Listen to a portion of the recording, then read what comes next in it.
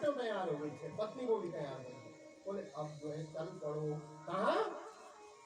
संन्यास लेने के लिए नहीं, वो बहुत महान पुरुष है पांडव, और ऊपर को जाएंगे भी छोटे मोटे ढंग से नहीं जाएंगे। जब महापुरुष की मृत्यु होती है तो उसका इतिहास होता है। जितने महापुरुष मरे हैं तो उनका इतिहास है। वो जन्म में भी इतिहास बनाते हैं, कर्म में भी इतिहास बनाते हैं, मरने के बाद भी इतिहास बनाते हैं। ध्यान से सुनना, वो हमारी तुम्हारी तरह नहीं मरते कि वो मरते हैं तो बहुतों को लेकर के मरते हैं। जितने मरे हैं देखो।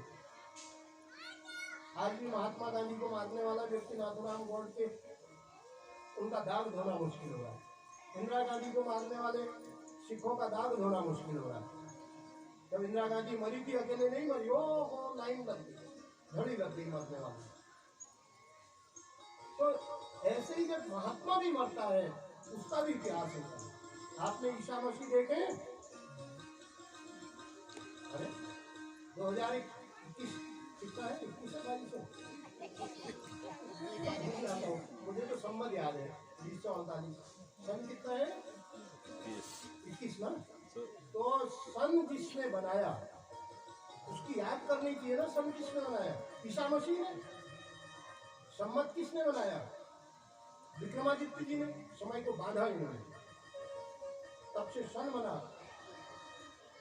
ये जो हमारा अंग्रेजी सन है, ईसा मसीह ने बनाया।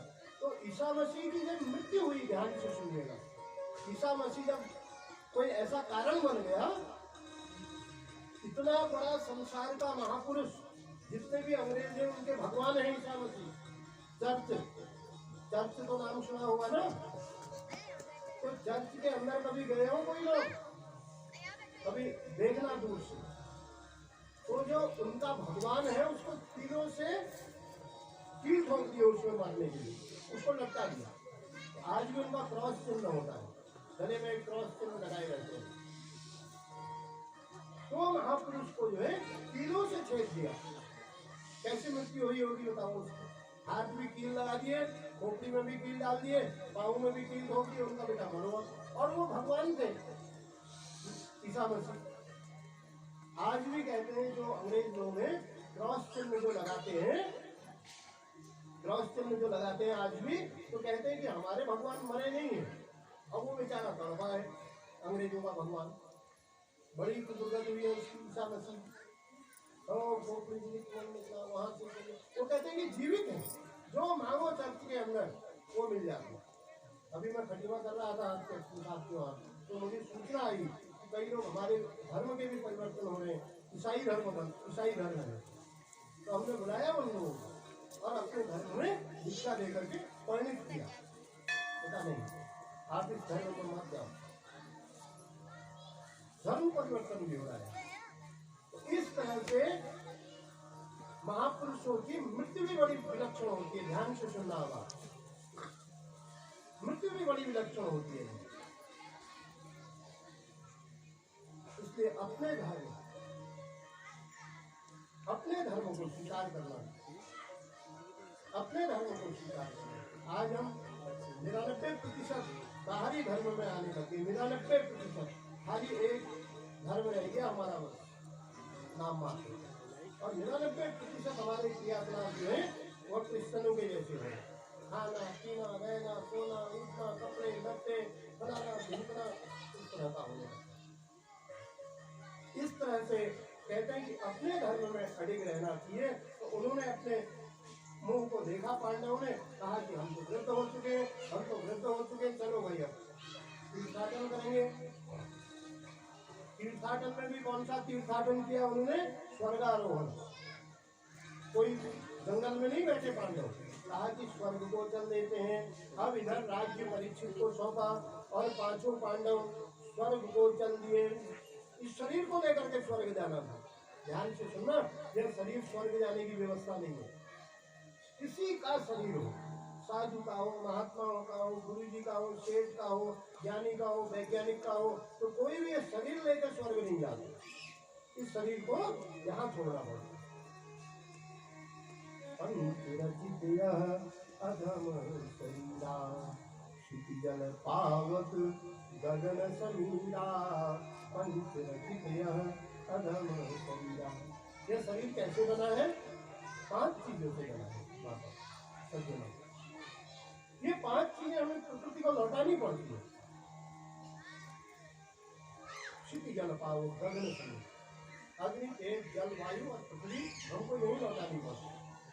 फिर मन आत्मा जिसकी जैसी हो उस अनुसार हमें कर्म प्रसाद हमको स्वर्ग या नरक मिलता है या जन्म मिलता है। इस शरीर को लौटाने में दुख नहीं है। लोग रोते हैं फलाना मर गया ढिमकाना मर गया, मरने का दुख नहीं है। भागवत शास्त्र में मृत्यु को मंगलमयी बताया है। आपने देखा होगा या सुना होगा, कोई महात्मा जी मरते हैं तो उनको मर गए नहीं कहते, स्वर्गवास हो गया नहीं कहते, क्या कहते हैं? ब्रह्मलीन हो गए। और क्या करते हैं फिर? जिस दिन बाबा जी मर गए, महात्मा मरे, संन्यास्त आदमी मरता है तो यज्ञ शुरू हो जाते हैं उस दिन से। कोई सूतक नहीं, ब्राह्मणों को बुलाया, भागवत हमने कितने भागवत कर दिए। हमारे गुरु जी ने कुछ प्राण त्यागा तो बहुत थोड़ा गुरु जी का परिचय दे देता हूँ आपको। वाराणसी में भारत के उद्भट विद्वान, उन्होंने चारों शंकराचार्य जी को शास्त्रार्थ में पारंगत किया था। बालकृष्ण हेतु महामंडलेश्वर स्वामी महाराज, उन्हीं की शिक्षा दीक्षा में हम पले बढ़े आचार्य।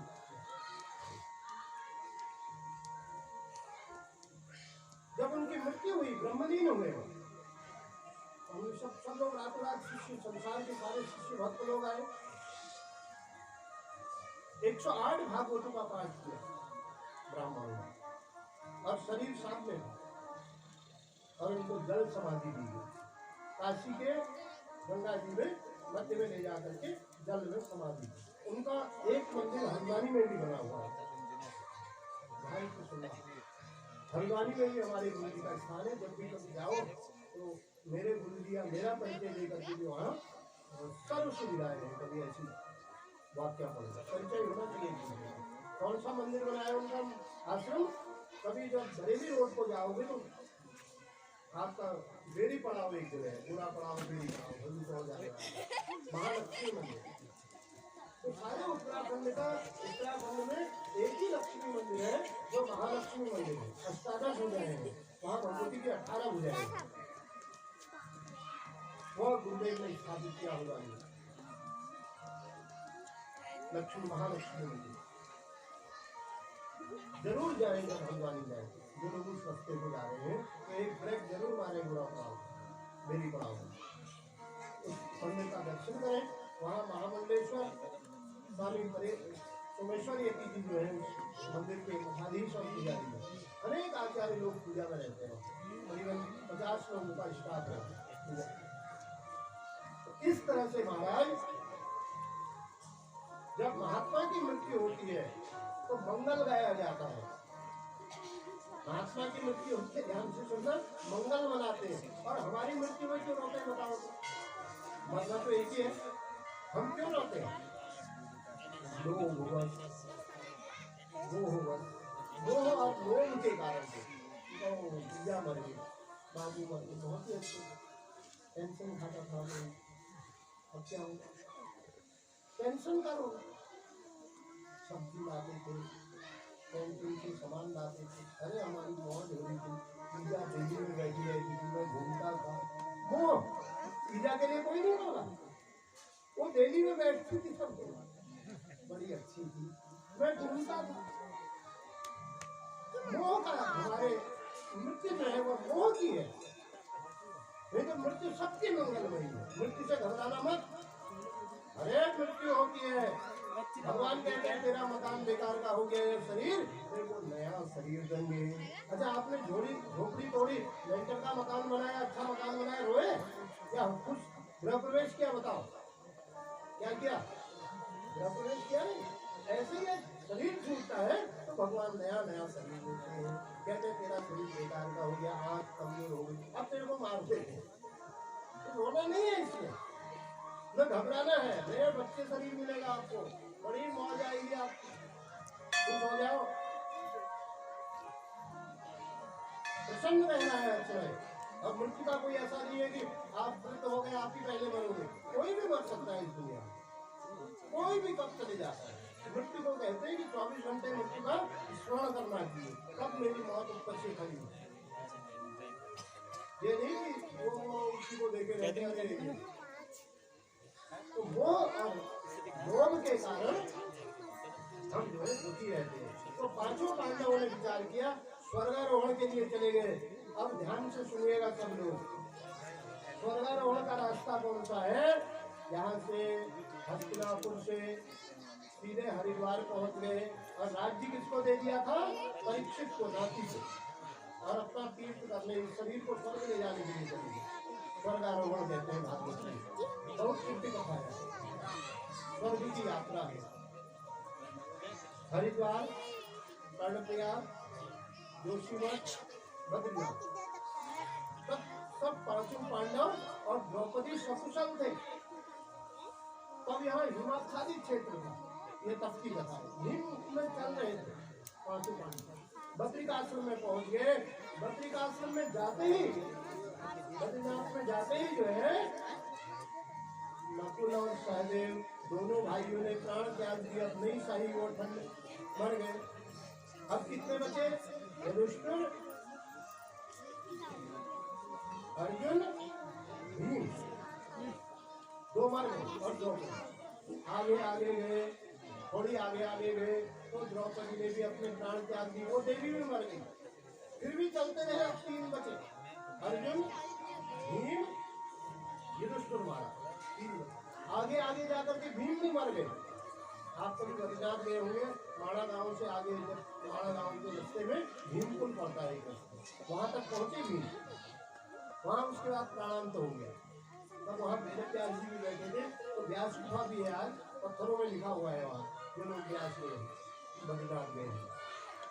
मैं वहाँ की कथा जहाँ मैंने देखा होता है, मैं जहाँ की कथा करता हूँ वहाँ मैं देख के भी आता हूँ। तो उससे आगे आगे जाकर के भीम भी मर गए।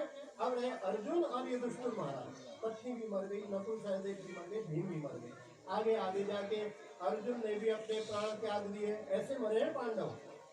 लेकिन सब भाइयों को मरता हुआ देख, पत्नी को मरता हुआ देख भी उसने अपना लक्ष्य नहीं त्यागा। इसे युधिष्ठिर कहते हैं। क्या कहते हैं? बोलो ना, क्या कहते हैं? युधिष्ठिर क्या कहते हैं? बड़ा भैया, बड़ा भाई उसी को कहते हैं। आज उम्र से बड़े हो गए करके नहीं है बड़ा भाई। बड़ा भाई को बड़ा त्याग करना पड़ता है, बड़ा धैर्य रखना पड़ता है, जन्म मृत्यु का सौदा होता है। सब कुछ लूट रहा था, राज्य भी दे दिया था नाती को, और बड़ा भाई आगे चल रहा था। और कहाँ पहुंच गए? माणा गांव में पहुंच गए, नेति पहुंच गए। उससे आगे सतोपथ है, और वहां तक तो सतोपथ से आगे जाने का मार्ग नहीं है, आज जाने भी नहीं देते हैं, वहां पे डर रहे हैं। तो कहते हैं कि सतोपथ में जो है स्वर्ग के लिए सीढ़ियां हैं। तो युधिष्ठिर महाराज उन सीढ़ियों में चढ़ने लगे। उन्होंने तो स्वर्ग जाना था। देखिए, कभी कभी धर्म का कार्य अकेले कर देना था। एक निरंजन, दो सुखी, तीन में खटपट, चार दुखी, हमारे यहाँ कहावत है। जब कोई अच्छा काम हो ना तो सबको छोड़ दो, अकेले बढ़ जाओ। जितने दुनिया में अकेले बढ़े, जिन्होंने देखा मेरी ये मेरा वो, मेरा गाँव, मेरा पड़ोस, तो धर्म हो भी नहीं पाई, अच्छा काम होना बड़ा कठिन हो जाएगा। एक आगे बढ़ जाओ, पीछे से कारवां तैयार है। स्वामी विवेकानंद जी आगे बढ़े, लोगों ने पत्थर मारा उनको, ऐसा समझ लो, पत्थर मार रहे थे उनको। कहते धोती वाला कहाँ गया, ये धोती वाला कहाँ घूम रहे, बालू वाला कहाँ घूम रहे, पत्थर खाते गए। और महाराज क्या बन गए? स्वामी विवेकानंद बन गए। आज उसके इतिहास को पढ़ के लोग अपने जीवन को परिवर्तित कर देते। शुरू में मार खानी पड़ती है, हम सब लोगों की भी दशा हुई है। हम जब आचार्य में पढ़ रहे थे, बहुत कठिनता से, बड़ी कठिनता, बड़ी कठिन। तो फिर कारवां बनते जाते, फिर आपसे लोग प्रेरणा लेते हैं, फिर विवेकानंद के जीवन चरित्र को पढ़ते हैं, कैसे घूमे, कैसे रहे। तो महाराज इस तरह से युधिष्ठिर आगे बढ़ गए, और आगे बढ़े, स्वर्ग की सीढ़ी पकड़ ली। एक सीढ़ी चढ़े, दो चढ़े, तीन चढ़े, ऐसे करके सीढ़ियां चढ़ रहे थे। और अब स्वर्ग मिलने वाला था वहां। जैसे ही स्वर्ग में हाथ मार रहे थे, स्वर्ग के देवता सावधान हो गए। कहा कि यहाँ कोई मनुष्य आ रहा है, ध्यान से सुनिए। क्या आ रहा है? यहाँ कोई मनुष्य आ रहा है। मानुषी गंध। स्वर्ग के देवता भी हम जैसे ही हैं, लेकिन उनसे बदलू नहीं आती। हमारी तो इतनी गंदगी है, वो नाक से गंदगी, कान से गंदगी, आँख से गंदगी, थोड़ा छिलका जाए, खून पीट बहता है, टट्टी पेशाब मलमूत्र का ढेर पड़ा हुआ है। ओ इसे मलमयी देह भी कहा गया। वैसे तो बड़ी अच्छी देह की कथा है, लेकिन उसी की अच्छी देह है जो संयमी मनुष्य। इसलिए आपने देखा होगा जब जब साधु समाज, गुरुजन समाज बढ़ता है तो फिर हिसाब से शक्ति देता है। आप यहाँ देख रहे होंगे इन 8 दिनों में बड़ी कोई बदतमीजी नहीं करेगा। कोई रोटी भी कैप्टन साहब कह रहे हैं हमारी रोटी खाने में भी देखने आते हैं, ज्यादा तो नहीं खाए। कितने बजे कितने बाल्टी पानी से ना कितनी चाय पिए, कितने यार अभी चाय पियोगे क्या? चाय तो पिए दो। इसका मतलब क्या है? कुर्सी रसोई में लगाइए होंगे।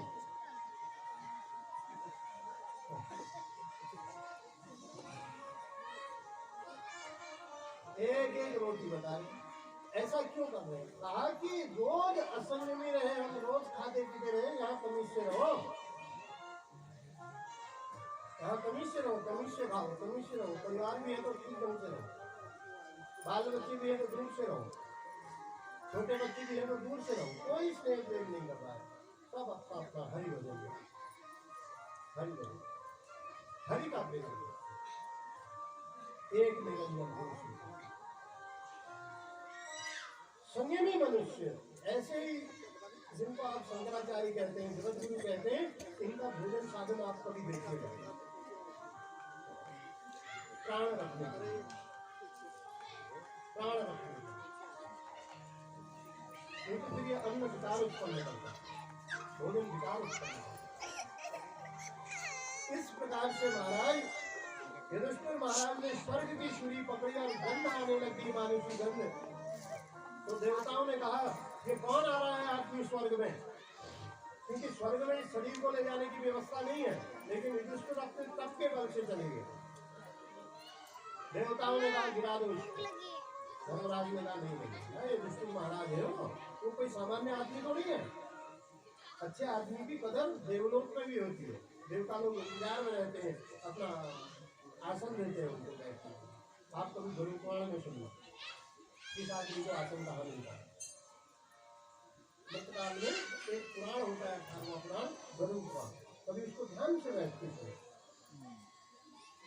तो युधिष्ठिर के लिए आसन लगा हुआ है, लेकिन अब बात क्या हो गई कि शरीर लेकर के जा रहे हैं। शरीर स्वीकार है नहीं वहां देवलोक। देवताओं के शरीर कैसे हैं? दिव्य देह कहते हैं। दिव्य क्या कहते हैं? दिव्य, सुंदर, कोई विकार नहीं है उस शरीर में, निर्विकार शरीर है। वहां भी पति है, पत्नी है, बच्चे हैं, परिवार है, लेकिन निर्विकार शरीर है। वहां भी भोजन है, सब कुछ है, निर्विकार शरीर है, दिव्य देह। भोजन सब होता है, वो करते हैं। इस तरह से महाराज अब युधिष्ठिर की जब गंध पहुंच गई तो युधिष्ठिर महाराज, अब देवताओं ने कहा धक्का मारे तो ये बड़ा गड़बड़ हो जाएगा, क्योंकि इतने बड़े युधिष्ठिर का अपमान हो जाएगा।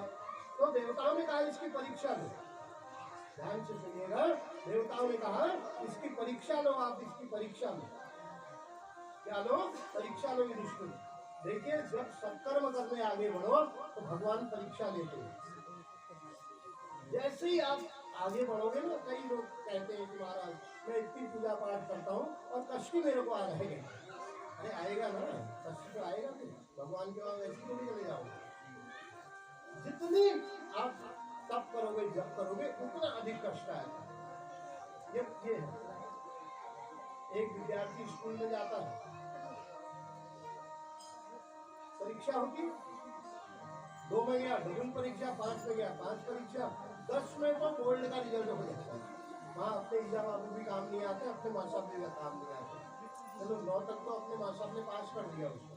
पंडित जी का बेटा है, जजमान का बेटा है, ठाकुर साहब का बेटा है, चलो उसको पास कर दो। सभापति का लड़का है, मेंबर का लड़का है, सरपंच का लड़का है, पास कर दो। लेकिन बोर्ड में कोई काम नहीं आता है, वहाँ तो रोल नंबर होता है और गुरुजी ने लिख दिया पास है, तो जाओ बेटा मौज करो। और गुरुजी ने लिख दिया फेल, तो ब्रह्मा की ताकत नहीं है जो उस बेटे को पास कर दे। वैसे गलत बात है, गुरु कहाँ से आ गया भाई बीच में? अरे खिला तुम रहे हो, पढ़ा तुम रहे हो, तुम्हारा बेटा, और गुरु कहाँ से आ गया पास फेल करने वाला? पास फेल किसने करना चाहिए? माँ बाप ने करना चाहिए नहीं, लेकिन नहीं, कौन करता है?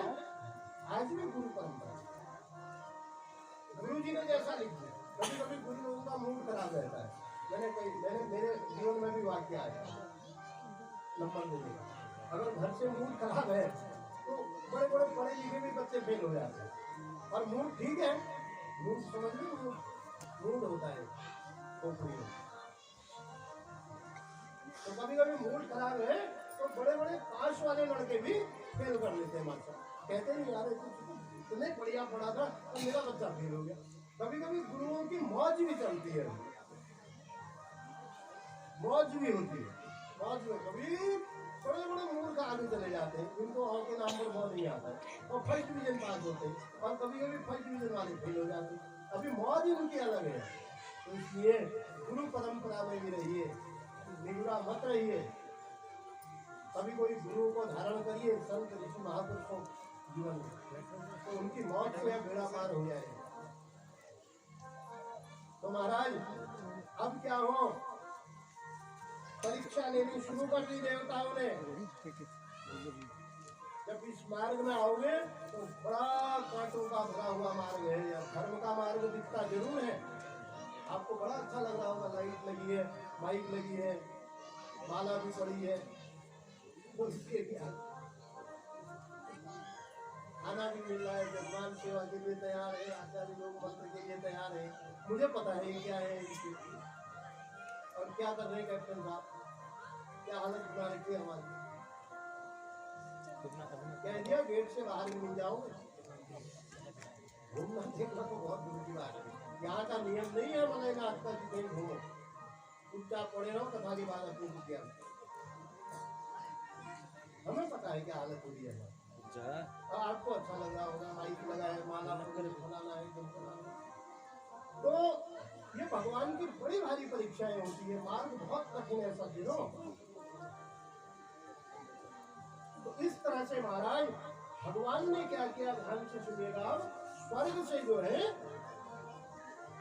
देवताओं ने भेष बना दिया। किसका भेष बनाया? कुत्ते का भेष बना। तो कुत्ते का भेष बना दिया। किसका बनाया? कुत्ते का भेष। और युधिष्ठिर के पीछे पीछे चलने लगे। युधिष्ठिर ने जैसे स्वर्ग की सीढ़ी पकड़ी, आगे से कुत्ता चल रहा था, वो भगवान थे। देवताओं ने कहा युधिष्ठिर ऊपर आओ, ठीक बात है, लेकिन ये कुत्ते को मत लाना साथ में, स्वर्ग में कुत्ते की जगह नहीं है। कुत्ता अच्छी बात है, लेकिन कई जगह कुत्ते को निषेध माना। ध्यान से सुनना सब लोग, ध्यान से सुनना। वैसे तो वह भैरव जी का वाहन है, कुत्ता हर घर में रहना चाहिए, कई संकटों को टालता है। पशु पक्षी, गौ, भैंस, गाय, बकरी प्रत्येक घर में होनी चाहिए, ये संकटों को टालती है, अपने में ले लेती है। घर के मालिक के दुख दर्द को अपने में लेती है, लेकिन इनसे परहेज रखना चाहिए। कुत्ते की दृष्टि आपके भोजन में नहीं पड़नी चाहिए, उसकी दृष्टि में भी जो है दोष है, कुत्ते की दृष्टि में भी दोष है।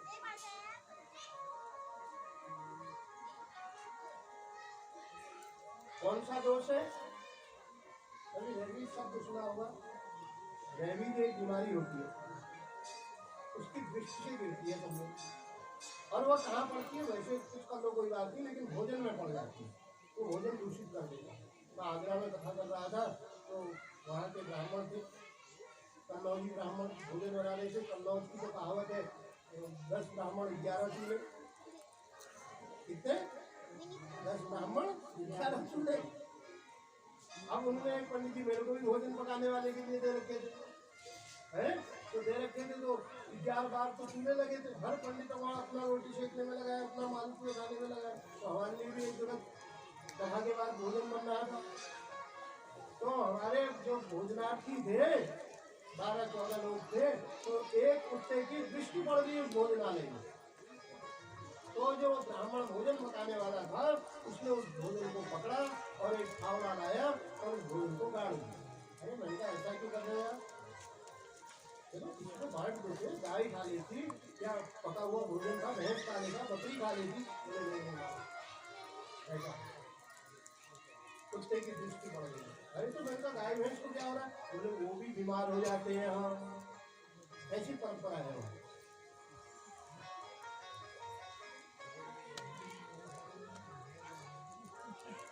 अब हम दोबारा भोजन बना ढूंढा गया, कुत्ते के मालिक को बुलाया गया। वहाँ सबसे पहले जब भागवत कराते हो तो कुत्ते के मालिकों से कहते हैं कि अपना अपना कुत्ता भैया घर में बांध के आया। कुत्ते को रसोई में नहीं आने देना, भोजन में दृष्टि न पड़े। कुत्ते को अगर स्पर्श कर लिया, छू लिया, प्यार कर लिया, ठीक है, अपना घर का जानवर है, वो तो बड़ा समझदार जानवर है। कुत्ते सबके घरों में होंगे ना। अभी घर को जाओगे तो देखो कैसा करेंगे, वो आ गया तो बहुत अच्छा आदमी। उनकी बात बड़ी जोर की होती है, मैं तो समझता हूँ उनकी बात। और कभी पाँव में मारेगा, मुँह कभी खोपड़ी में पाँव मारेगा, अपने कहेगा क्या कहता है वो, क्या कहता हूँ कुत्ता, मुझे देख,